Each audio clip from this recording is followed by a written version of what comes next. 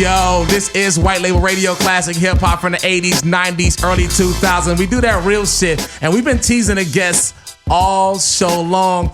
We got the legend himself. My man Dame Dash is in the building. What up, fam? What's Gucci? Man, I appreciate you. One thing about it, I bumped into you on Fairfax, and you said you was gonna come through. A lot of niggas say they gonna come through, and I said, yo, I do a lot of sucking. You said, I'm a real one, and I appreciate that. Yeah, man, I'm a man of my word. All I got is my word and my nuts, and I don't break that for anybody. Nice, exactly. So that last song you just heard was Jay Z 22 Twos. Yeah, with Maria Davis. We used to go to I forgot the name of the spot. That whatever it was, she used to throw it, and there was always like Biggie Smalls would be there, and Smooth the Hustler would be there, and whoever was rolling would be there. Yeah. And but it was our spot, so we would always go on the Wednesdays and had the stage. But she always would make sure we didn't curse, and she's from Harlem, and it was like a magic time, so that we had to put it in the album. You That's dope. So That's we dope. created, and her son is a rapper, Scotch. He's from Harlem. Okay, that's what's up. What's up. So I'm gonna tell you the first time I seen you guys perform. You guys were on a Reasonable Doubt promo tour in LA, and you performed across the street from USC in a hotel ballroom. Damn. You remember that? No. And then they start shooting outside?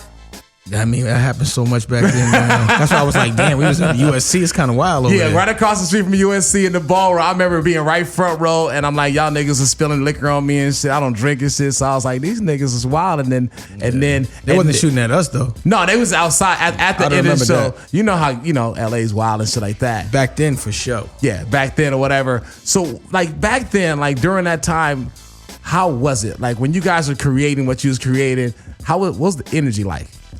I mean, we was all from doing authentic things in the street. So coming from that jungle to this one was not really so much of a jungle for us. You know what I mean? So we were just happy to be, off the city streets and, to be distributing our music hand in hand. I didn't know how important it was, but that was really all we had, because at the time they wasn't giving us no radio love, and the things we were talking about weren't for radio. So it was just like, to get our message across, we just had to get with like-minded people. And, that's why we usually ended up in places where there were shootouts. Was it tough at the very beginning to get people to listen to what you guys had to do? I mean, you guys did it independently at the very beginning. Was it tough? On an independent level, no. Independent people embrace each other, and if you got good work, they're going to buy it. But it was more or less getting it on the radio and understanding the politics of the business. You know what I mean? But really, as now that I'm older and I see exactly how everyone's career rolled out, the road work is all that really counts anyway. Radio is not really as important as you would think for a career as it is for a single. You know what I'm saying? So for a career, you have to build a foundation on the road, and because we had no other place to build a foundation, it led us there. But your honor and doing things without compromise usually protects you and puts you in the right places unconsciously. You understand what I'm saying? Yes, sir. Yes, sir. Yeah. Yes, sir. So, but it was a different time. Like you had to, the respect of rap at that time meant that you had to be doing what you were saying you were doing, or else we didn't respect it. And you had to be very, you got to think about the competition. It's Biggie Smalls, Nas, it's Jay Z, it's Tupac.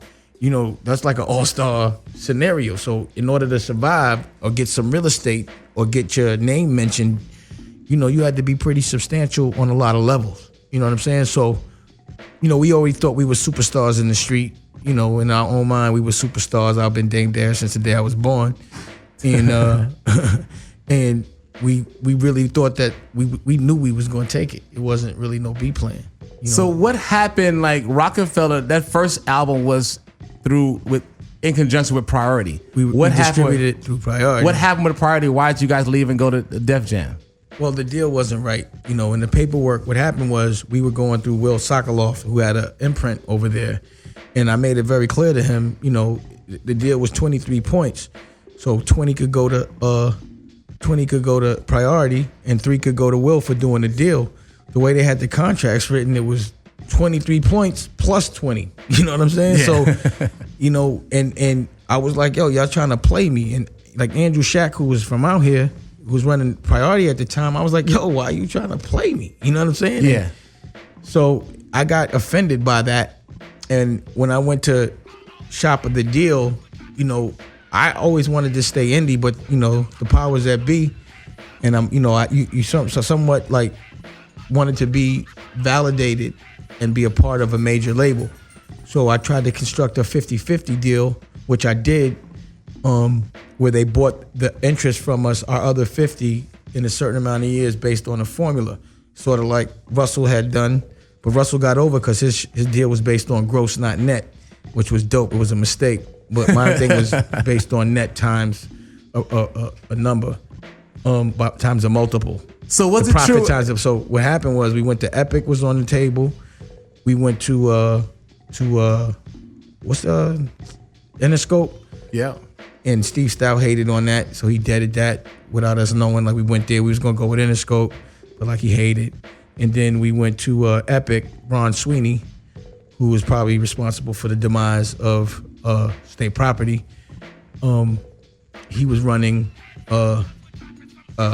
Epic, and he offered a deal, and then Lior offered a deal, and then actually Lior offered the deal first, but then Epic offered a better deal, more of an advance against the profit, which I wouldn't do in hindsight because you pay so much taxes from a profit advance. I wouldn't do that again. But then Lior stepped up, and like Jay always liked Lior for some reason. I think he's a piece of dog shit.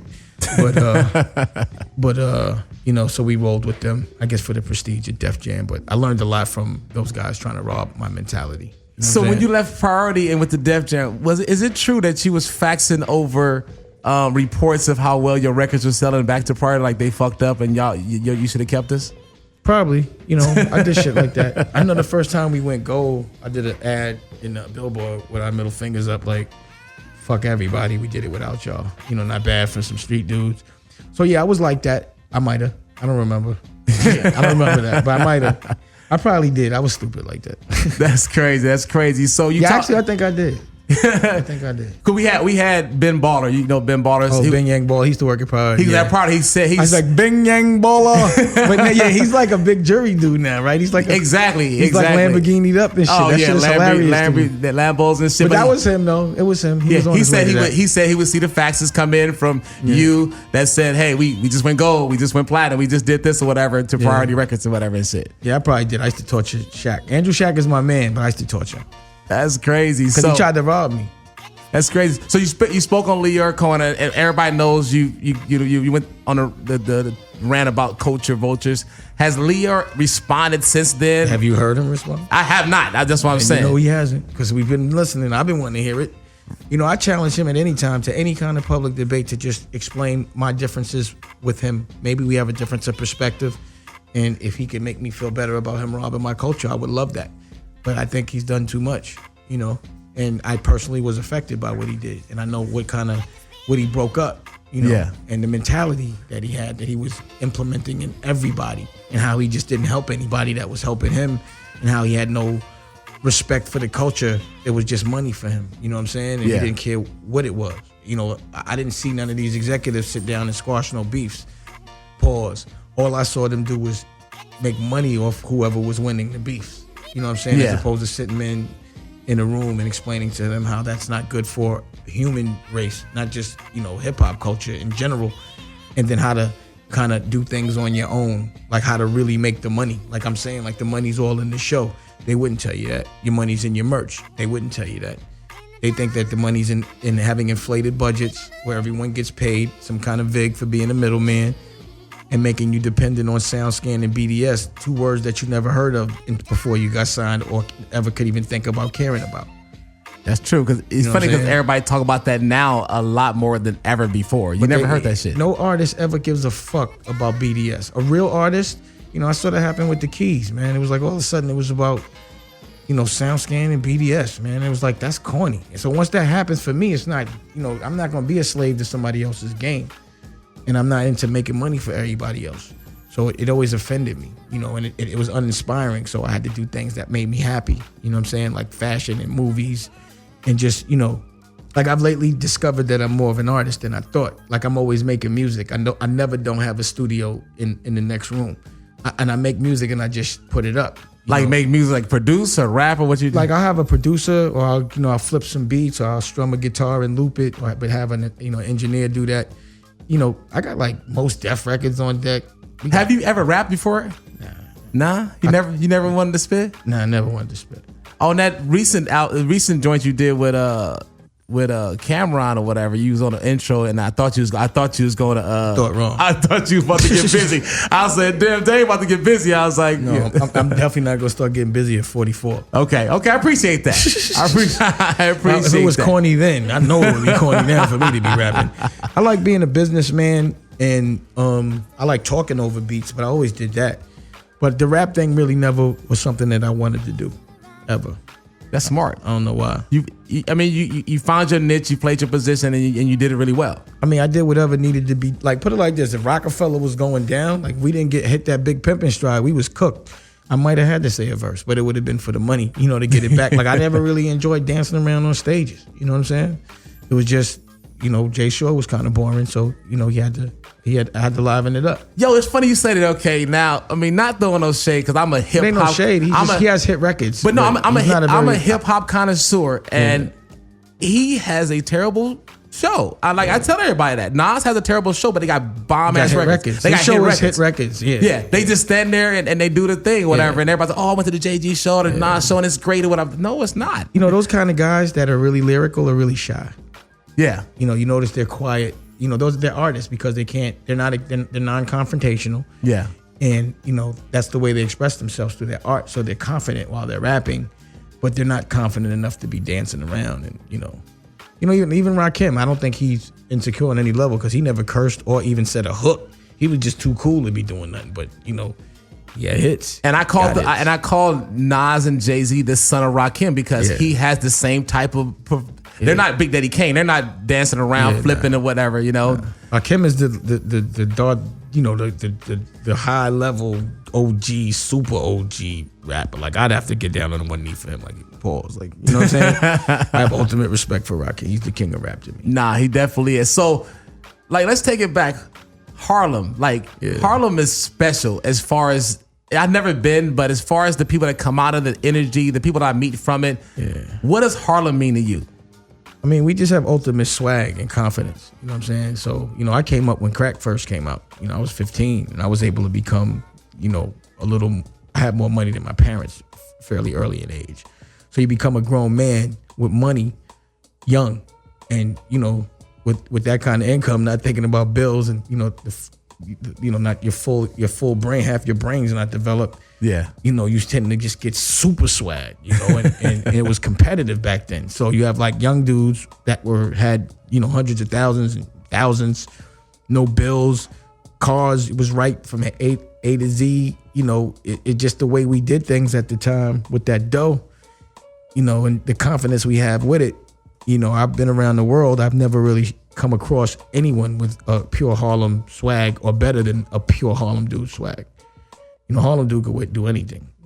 A real Harlem dude. You can't just be from Harlem and be like, I'm from Harlem. Not that kind of Harlem dude. You know what I mean? A Harlem dude that was outside. Like, I'm one of the few, or maybe the only one that is in my position that was actually went to the rooftop, with Brucey B and, saw all those, Paid in Full was about an actual experience that I witnessed firsthand. You know what I'm saying? So you was there firsthand? Yeah. Rich Porter used to hit us with work. And my man Jay Black, who's the president of Blue Rock, that Rich Porter was his OG. Jay Black was his little man. He taught him how to cook. Okay.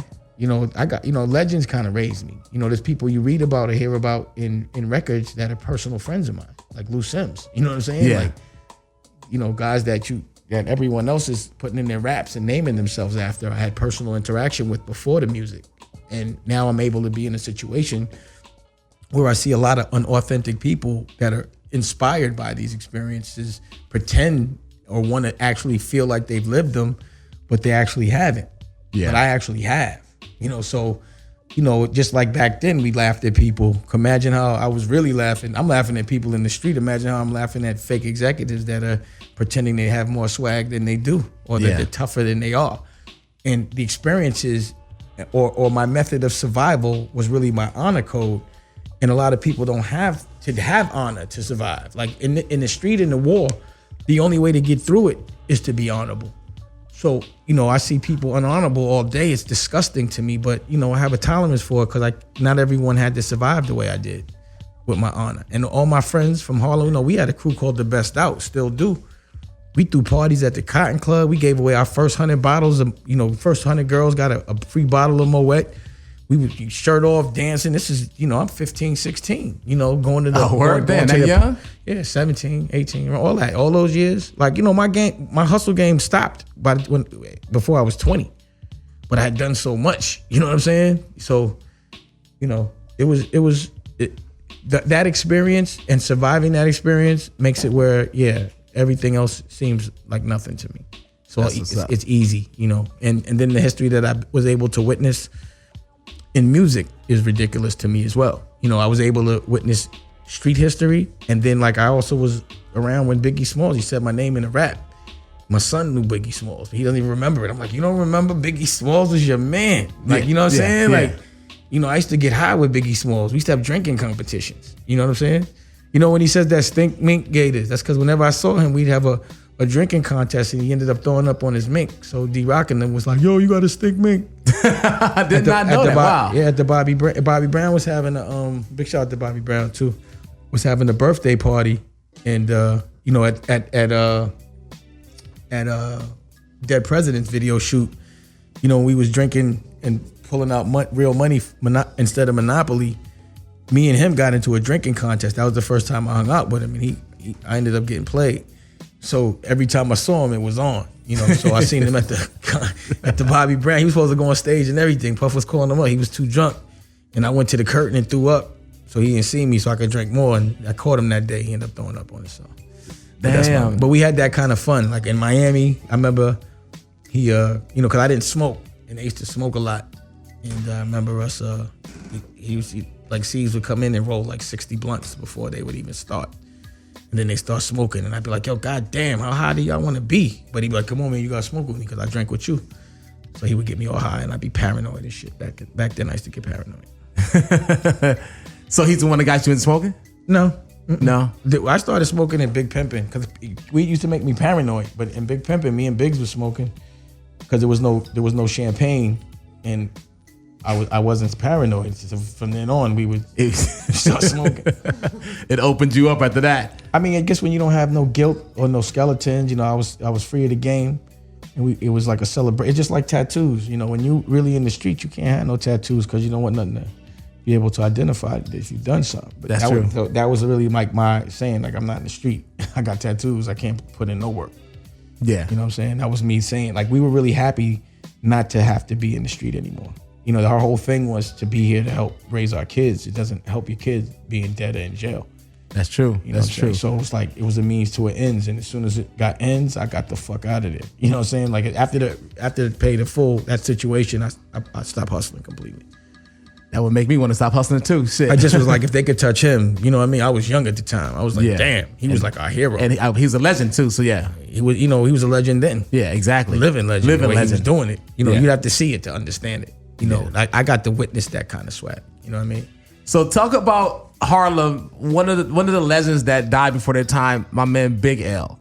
Big L was amazing. We still talk about him to this day. That's my man. If Big L was alive today, what level would he be? Would he be like the mogul like you are, or would he be still doing music like a Nas? Where would he be if he was alive? I think he would have caught that Nas lick. You know, because at the time it was hard for him to get that commercial success, but he had that respect, and he was going to come with Rocafella. So I don't know. Yeah, I don't know. So that was true. He was going to sign to Rocafella? Yeah, that was happening. He was signed. Like it was happening. It was going down. I was done. How could I not? Yes, first of all, that was my man. You know what I'm saying? Yeah. You know, when we was up, like it was a kind of thing. He was the first person on the block really to have a record deal. So he was like the man, you know, because none of us, he had a single deal. That was a big deal, you know? Yeah. So a lot of people looked at him like that. And he actually battled Jay Z on 139th Street because, you know, Jay was from Brooklyn, but he'd come see me. And my man Sean on would be like, yo, Big L, you right around the corner. But all right, well, let's go battle right now. And, you know, but we you know, he was, at the time, he was known as the lyricist of Harlem. You know what I mean? He was that guy. He was like OG rapper at that young age. So him getting with that foundation and him getting with Rocafella while we had our commercial success. And I was saying is when he had his deal, he always shared his platform with us. You know what I'm saying? It was like, yo, if we rolling, if I'm rolling, you rolling. You know what I mean? That's how we do things. So of course I was gonna give him my platform. That's dope. Just on some Harlem shit. You know what I mean? Like Yeah. I would have signed McGruff if I could, but Heaven snatched him. But yeah, we always talk about, we have debates here about Big L and just artists in general. And he was one of my favorites. He was one of the guys that I knew for a fact that he would be on a level. But I thought he'd be more on a Jay Z mogul level by this time. He'd have to catch. See, a mogul level is a promotion. You know, like some people's promotion is that they're businessmen, and some people's promotion, like Eminem, is a rapper that fucking kills the game every time he comes out. Yeah. But he doesn't try to go mogul with it. You know, some people, that's something. That was the reason why Jay and I had to go a different way, because he couldn't look like a businessman around me.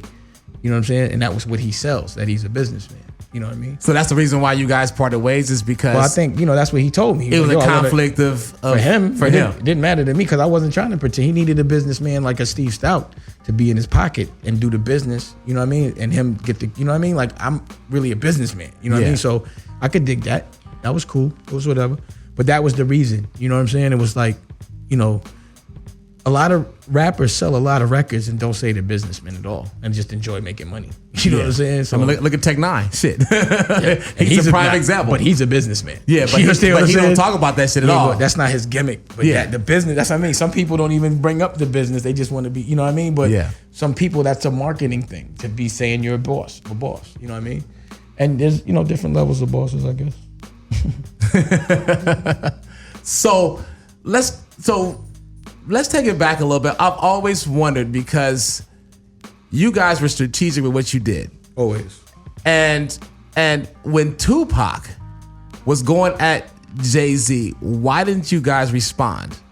Jay responded. You never heard Murder? I mean, not in the fashion to where he responded to Nas and the whole like he went, because he died. But he did make a record called Murder. You should check it out. Yeah, no, Dead or Alive. I heard it. I'm saying, but it was kind of on some, like, same kind of stuff. Tupac didn't come at us at all until after he died. Yeah, I didn't even agree with that record. I was like, yo, he's dead. Like, you know what I'm saying? Like, I'm not trying to be for him. You know what I'm saying? So that record came out. That I mean, it was a show at the Apollo where we addressed it. You know what I'm saying? Yeah. It was like the best show, and then Biggie came out and we did Brooklyn's Finest. Nobody taped it, but it was the best. I think nobody taped it. Nah. What? I thought they broadcast like Apollo on TV and shit, didn't they? Not that Apollo on TV. That's not that day. Just that one day that you guys did an epic show. That was, they did a TV show, but that wasn't what we was on. We was on the Apollo. Okay, not the TV shows show at the Apollo. So it wasn't no cameras, but again, this was a long time ago. No, definitely. So, what you got going on right now? I mean, I know you into a bunch of shit. What you got going on? I mean, I'm creating my LVMH. You know what LVMH is? Now, what's that?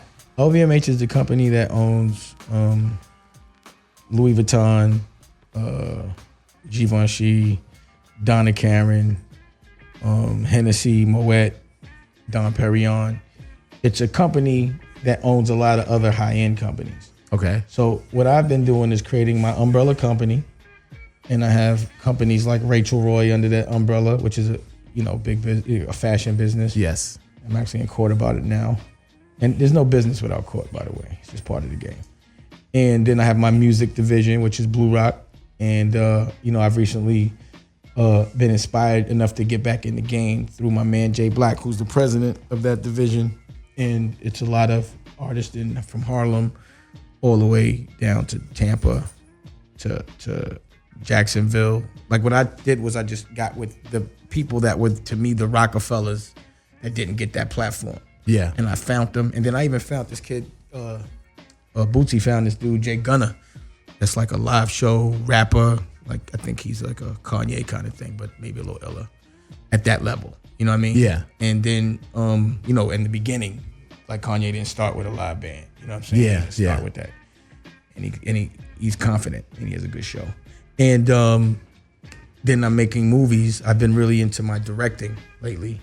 So I've got Damon Dash Studios, independently funded movie studio, and I just directed Too Honorable, Losades, and this movie called Mixed Nuts, Pause, and this movie called, I just directed about 5-6 movies.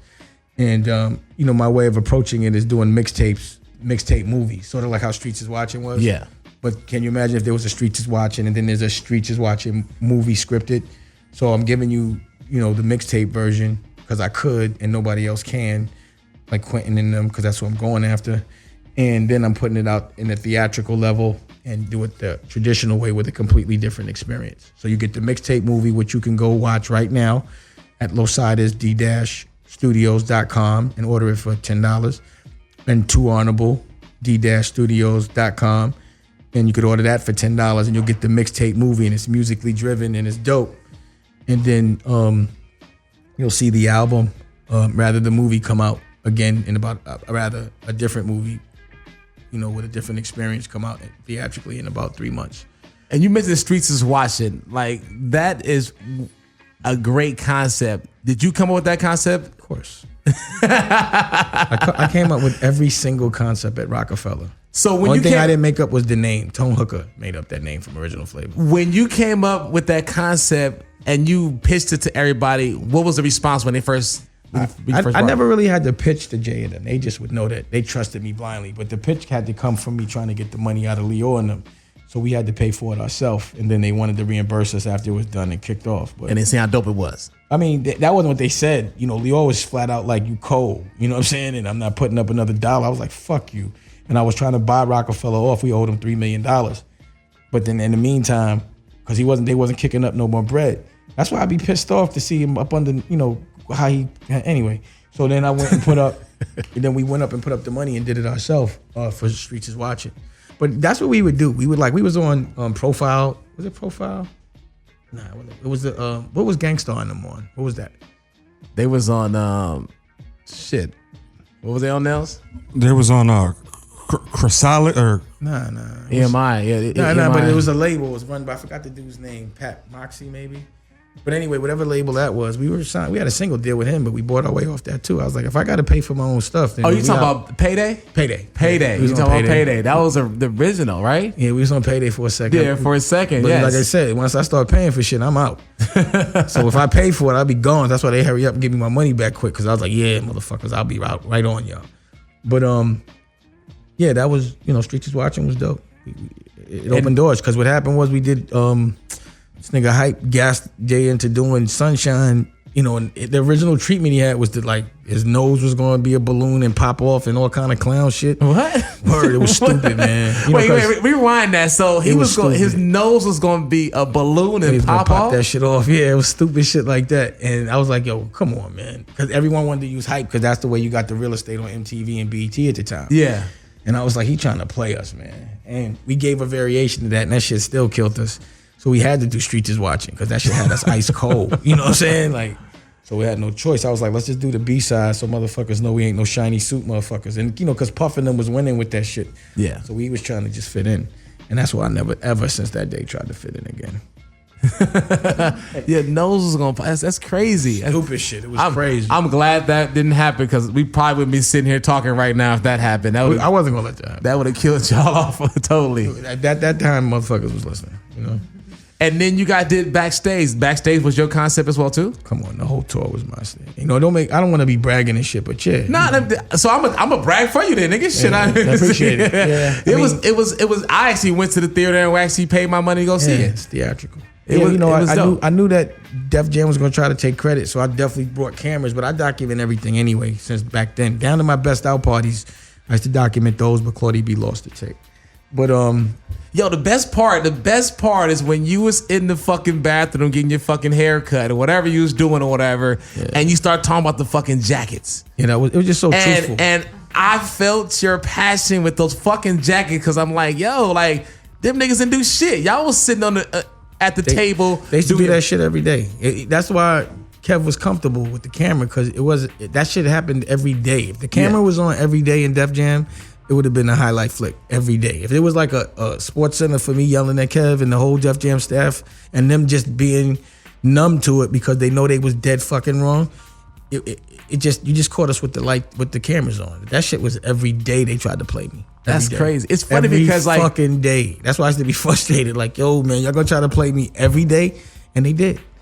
If you talk to Nell, you talk to Emma, I feel like that right now with the environment that I'm in. I mean, I keep it 100 and shit. They be talking to me like, yo, you need to chill out, Mello. You need to kind of chill or whatever. I'm like, yo, fuck that. I mean, if shit ain't popping off and I'm still in the same position, I'm gonna go off and still be in the same position. Well, you got to speak my mind. You got to go do your own thing, or else they're always gonna tell you what to do. Exactly. If you're not putting up the money, it's not your agenda, it's theirs. So even if you're uncomfortable with it, they don't give a fuck as long as there's red ink. I mean, black ink and not red.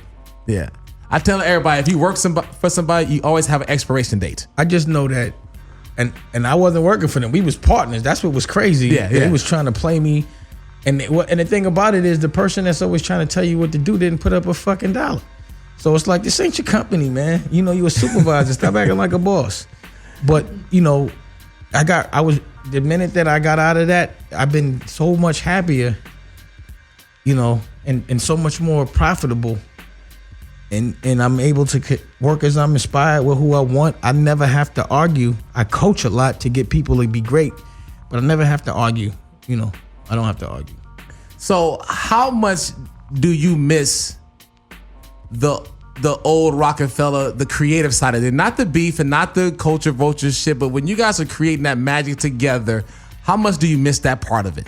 About as much as I miss going to the dentist.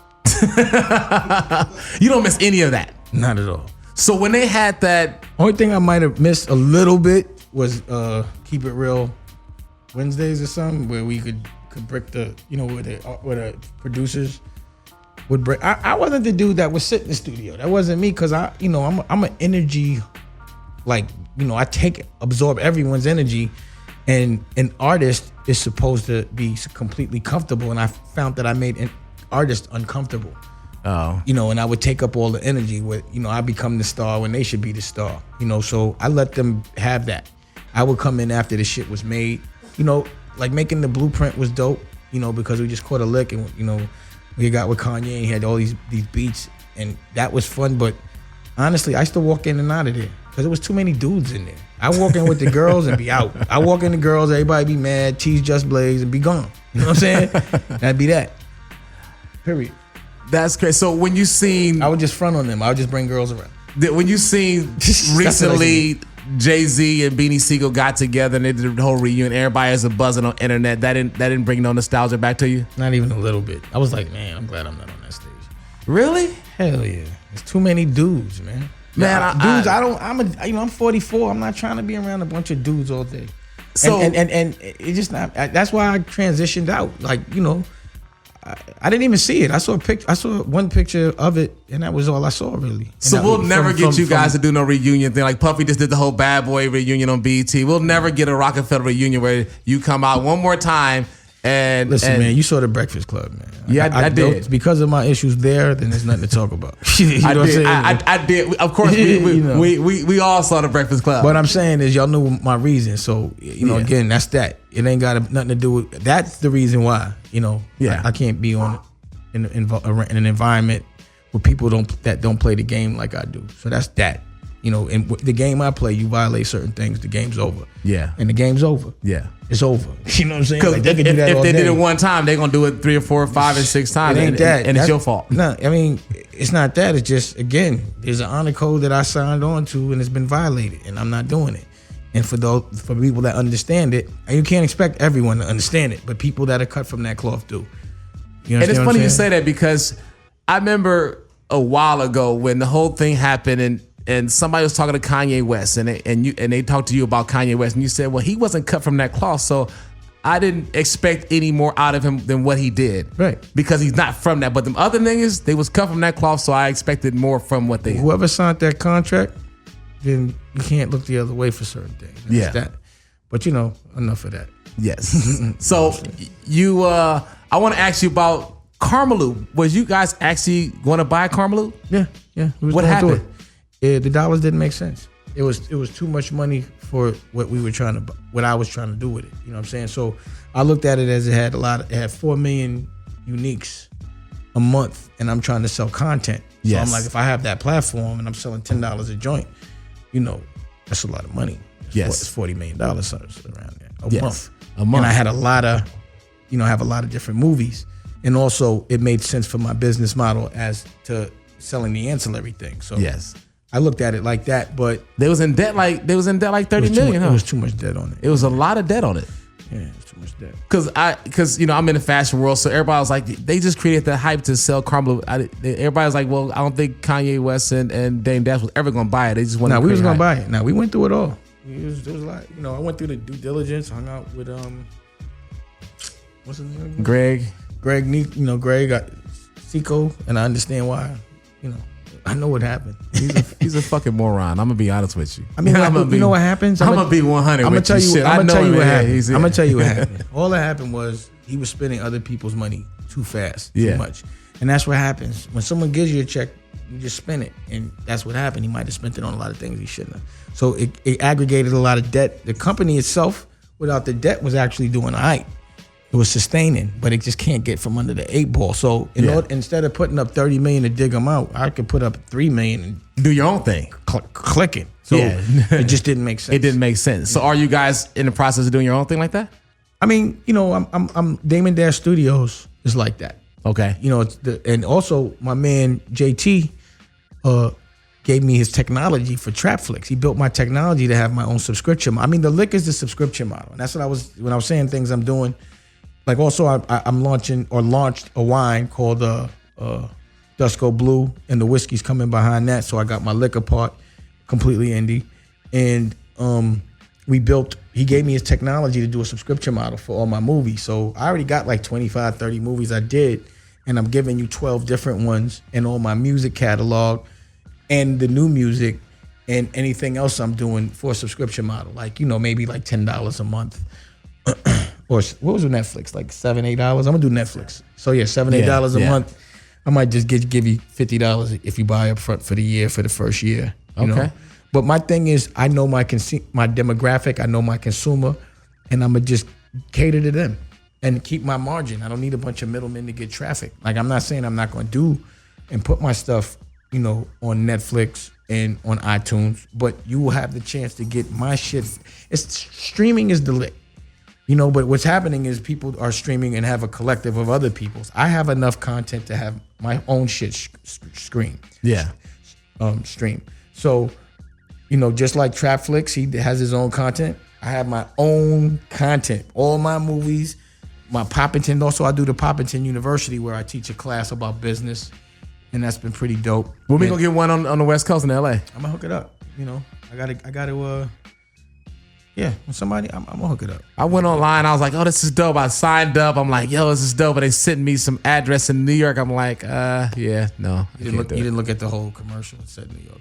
Yeah, I didn't. I did. You're absolutely right. I did not. And it was $500. The New York ticket was $500. Yeah. But I opened up a gallery with Jay Black in Albemarle, North Carolina, and that was a $50 ticket. But just because I wanted to get the block clicking. And then, but you could look at it. You can buy right now. If you go to Poppington University, you could buy the first 2 hours of my first class for $10. Okay. But you get 6 hours for 30 or some shit like that. Or 6 hours for 25. But then I'm gonna have, if you stream it, you'll get that shit all day. And then there's the hip hop motivator, my man Kenyatta, and the Culture Vulture. We got our thing that we do together. Yes, I see that all the time. When I'm in town, I haven't been in town lately, so I haven't been able to do too much with them. But that is also going to be available at the streaming. All the Blue Rock music, all the Black Rock. I don't know if familiar with that project I did with the Black Keys. Yes. Yes. And before they were the #1 rock group in America, or whatever. And then you'll get that. You get to see, and I did albums that y'all haven't. Like Black Rock 2 has Wiz Khalifa, Jay Electronica. The Cool Kids. Big shout out to Mikey Rocks and my man Chuck. You did the karate thing too with Ski Reese, right? Did all that. Yeah. And that was all live instrumentation.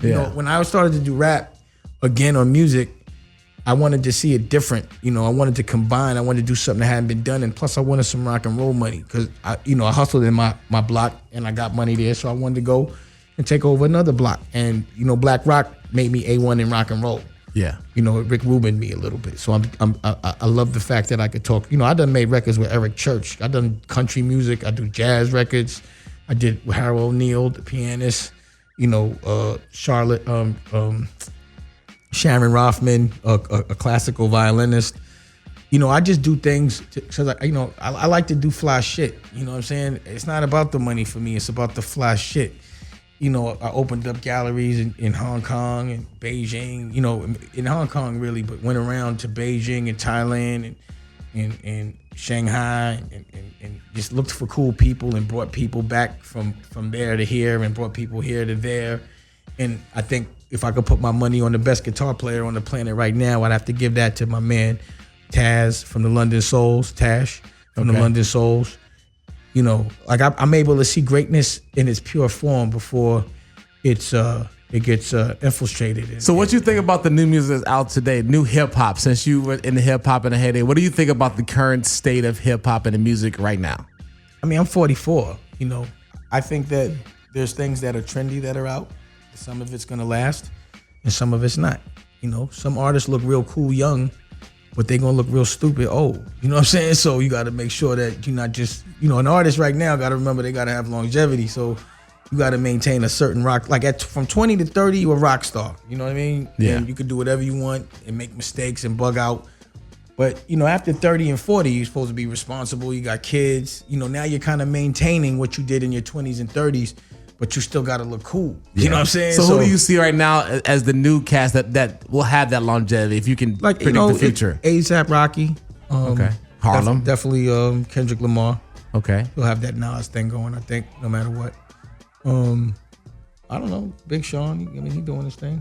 Who else? What about Future and those cats like that? Again, they got a lot of technology on their voice, so I got to see their live show. Yeah, I've never seen them live. Okay, so I need to see how they do that technology. Like again, if they evolve, if they pull a Bob Dylan, they'll be here. Yeah, but they have to evolve with the music. I don't think that the particular style of music they have is gonna stay, but they can evolve. You know what I'm saying? I'm not making. That's why I'm not doing Rocafella again. I had to evolve. I'm not gonna make records about drug dealing at 44. That shit. For me doing it, I'm not doing that shit. You know what I'm saying?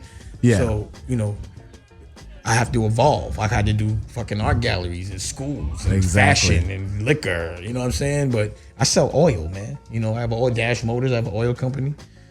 That's what's up. Yeah. Again, I'm enjoying the art of being an entrepreneur, but I'm really enjoying being a creative, and being a director. You know what I'm saying? I like that. And then so, in business, when you have all those businesses, you're going to be in court a lot. So I'm in court a lot. That's what's up. So we're going to get out of here. I know you're active on social media. So let everybody know where we can find you, the social media, the websites, and all the rest of that good shit. Dusko, I appreciate that. Dusko Poppington. That's my IG and my Twitter. The Dash Damon one or the Damon Dash one's a fake. Don't fuck with that. And you can go to poppingtonuniversity.com. And you can peep out, all the classes, but not to say I know how to do it correct, but I know how to do it. If you want to know how to do it the way I did it, then you might want to peep it. Yeah. Or from my perspective. And then there's ddpoppington.com, and that's where we sell our clothes. This is my girl Raquel right here. And we do cut and sew. We're doing, right now it's t-shirts up there. And I just mastered the t-shirt, a crew neck. But, it's going to be a lot of made in America stuff. And I'm not trying to do a bunch of volume. People complain about the prices, but, it costs money to make quality. So it's in the price. Exactly. I mean, you see this people like Supreme and on Fairfax. That's what they do. They Well, like I was saying, I was the Hall of Fame. Yes. Y'all looked out. A lot of what urban brands didn't have in the past, and the reason why there was no longevity is because there was no retail. And there was no designer line to diffuse from. Yes.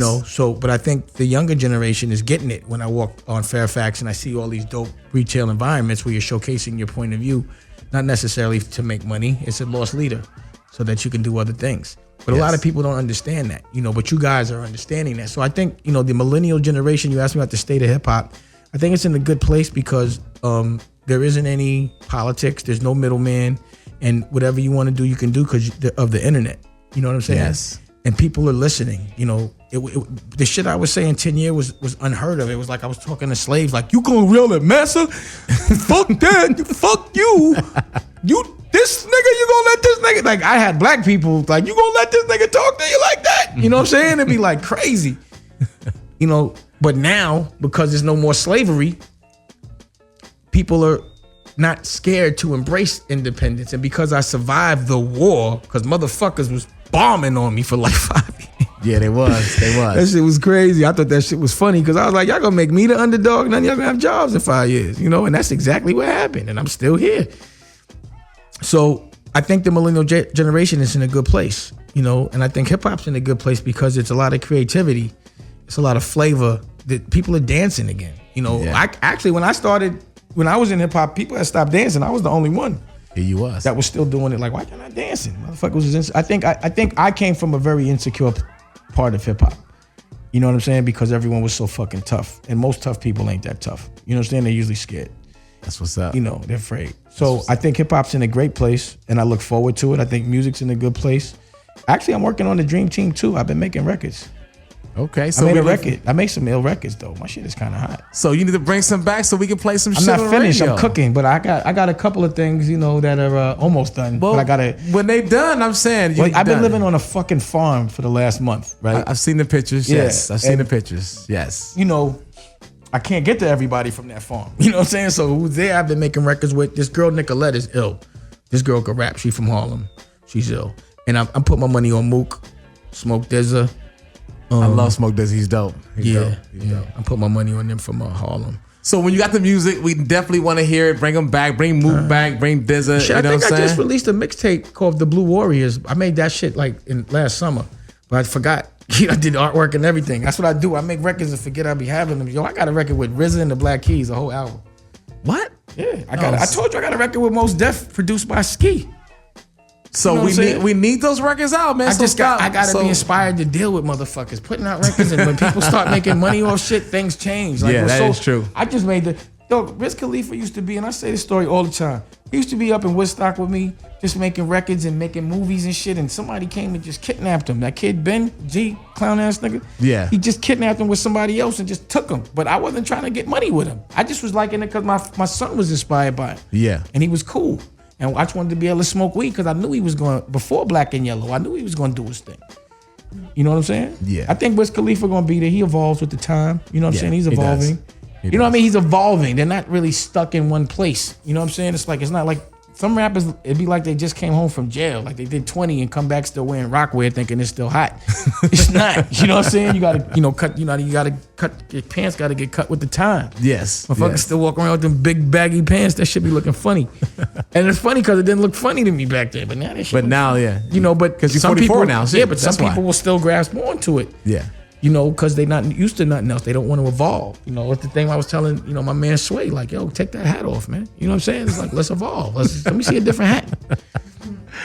We got that's my my man man. That's the OG. Let me not diss Sway at all. That's my knocker. We got my man Dame Dash came through. This is White Label. We got to get out of here, man. But Dame, like I I said, dropped jewels for y'all just now. You ain't got no weed. I appreciate you coming through. And I thought I was coming with Daddy's Pipes up in this. Big shout out to Daddy's Pipes. Nails Pause. got you at the I know show. he do. Where's my got best you. friend at? Anyway, he would have had me high. Where's Be Real? He's about to. Is he here? Is he in he's town? about to hit Europe.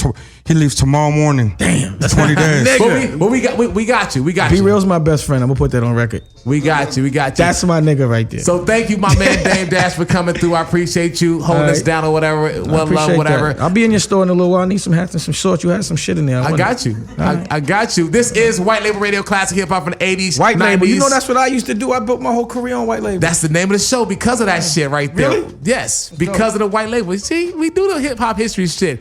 But in the meantime, in between time, we are out. Peace.